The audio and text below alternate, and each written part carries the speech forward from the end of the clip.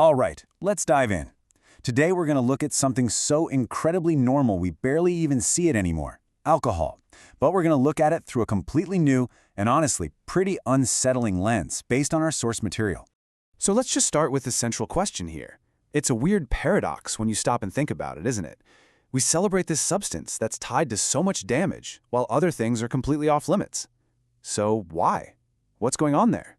Well, the argument we're exploring today says the answer has nothing to do with health or tradition or even celebration. It suggests that alcohol became so central to our culture not because it healed us, but because it was just incredibly useful to systems of power.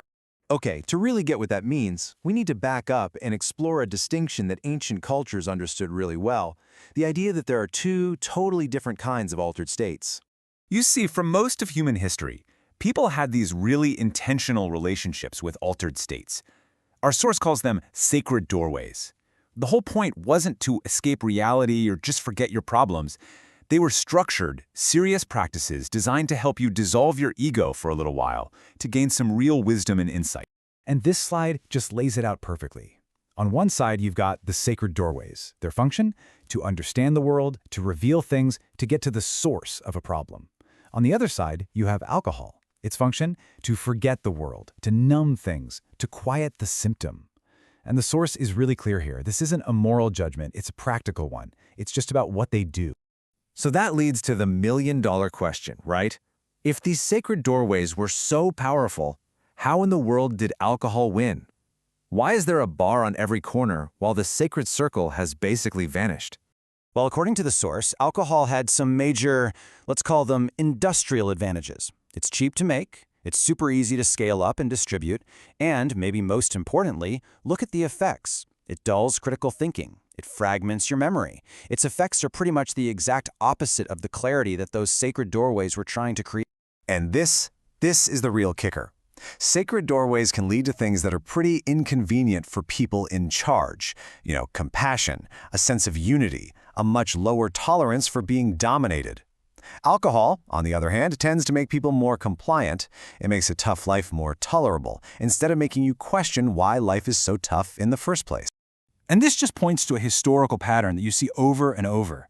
That deep, personal, sacred journey, well, that doesn't scale very well for an empire. But profit and tools that keep the social order in check, oh yeah, that scales perfectly. So, this brings us to the Great Replacement. The idea here is that these ancient, powerful rites were systematically outlawed, called demonic, and pushed to the fringes.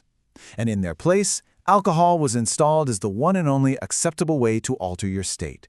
It was marketed as the social glue, while the other path was branded spiritual danger. And the consequence of this is just massive. We didn't just swap one thing for another. We swapped out the entire concept of community processing. We've built a culture where grief and trauma are things you're supposed to numb out on your own, not work through, and heal together as a community. We basically lost the tools for that. And the trade-off is just stark. When you lay it out like this, we traded initiation for intoxication. We replaced our elders with bartenders. The crucial work of integrating a profound experience got turned into a hangover, and the search for real meaning was swapped out for memory loss. So when you look at it from this angle, addiction starts to look very different. It's not a failure of willpower, it's a misdirected spiritual instinct.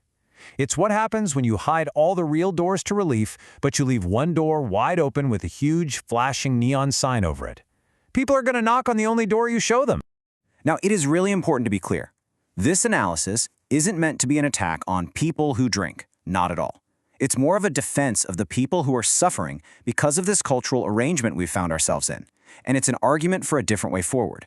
And here's the really hopeful part of this whole thing. That old knowledge, it's coming back. The source suggests that all this modern research into things like psychedelics and consciousness is now scientifically validating what indigenous cultures have known forever, that certain states of mind, when you approach them with real intention, can be profoundly healing. So, the goal here is not prohibition. It's all about restoration.